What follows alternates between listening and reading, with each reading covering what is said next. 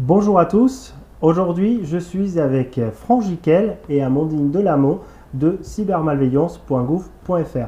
Bonjour Amandine, bonjour Franck, vous allez bien? Oui, bonjour Manuel, très bien, merci. Bonjour Emmanuel, très bien, merci.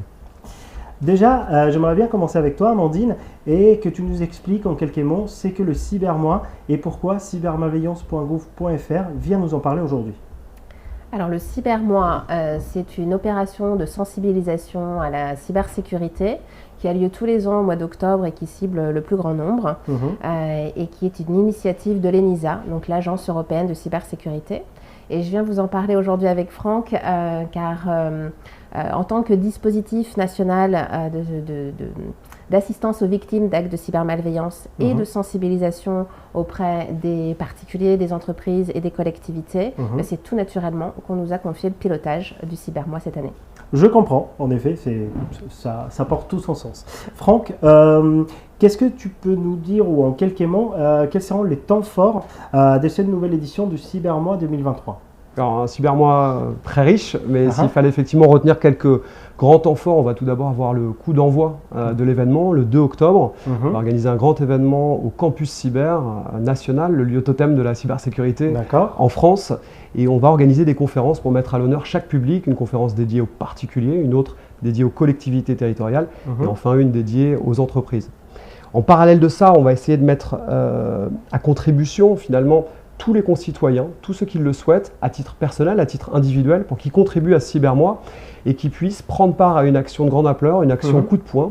On va concentrer sur la journée du 2 octobre en invitant tous ceux qui le souhaitent à poster sous un même hashtag commun, cyber-responsable, des conseils cyber sous forme de vignettes illustrées sur leurs réseaux sociaux préférés afin de sensibiliser, de partager des conseils avec leurs proches, famille, amis, collègues. Et ils peuvent, pour ceux qui s'intéressent, déjà s'inscrire pour recevoir un rappel le jour J avec tout le kit pour poster les éléments. Puis enfin, on va avoir plus globalement le souhait d'embarquer toutes les entités qui le souhaitent, qu'elles soient publiques, privées et ou associatives, qu'elles souhaitent sensibiliser leur public interne, leur public externe. On va tous les inviter à organiser des actions de sensibilisation et on va les valoriser en les inscrivant au sein d'un même agenda, un calendrier qui sera rendu public en septembre, le calendrier global du cybermois. Effectivement, comme tu dis, tout le monde, je pense que doit être concerné et doit être responsable. Justement, en tant que contributeur, cybermalveillance.gouv.fr, qu'est-ce que vous prévoyez en fait de mettre en place à ce moment-là? Alors, effectivement, on est pilote du cybermois cette année, mais on est également contributeur en propre.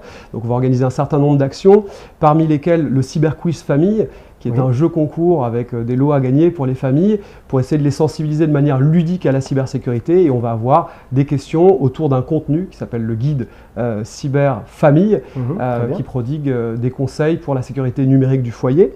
On va avoir durant tout le mois d'octobre la diffusion de 4 magazines Consomag en partenariat avec l'Institut national de la consommation qui vont être diffusés sur toutes les chaînes du groupe France TV. Et puis on a aussi quelques belles annonces mais qui arriveront dans les semaines à venir. On a hâte de les entendre, ces annonces. Amandine, où on peut trouver ces informations pratiques que Franck vient de dénoncer? Alors, tout est disponible sur cybermois.cybermalveillance.gouv.fr. Vous pouvez dès à présent vous inscrire donc, à l'opération coup de poing cyber-responsable dont Franck a parlé. Et dès le mois de septembre, vous pourrez retrouver le kit de communication, le communiqué de presse et l'agenda avec le programme de toutes les sensibilisations qui vont avoir lieu par les différentes entités. D'accord, donc je pense que c'est très clair. Merci à vous deux pour vos éclairages sur ce cybermois et surtout sur cet enjeu sociétal qu'est la cybersécurité. Également, nous comptons sur vous pour en parler autour de vous, un peu comme tu disais Franck, dans vos entourages, dans vos entreprises, car la cybersécurité, en fait, c'est l'affaire de tous. Nous devons être tous concernés et tous être cyber-responsables. Merci et à bientôt.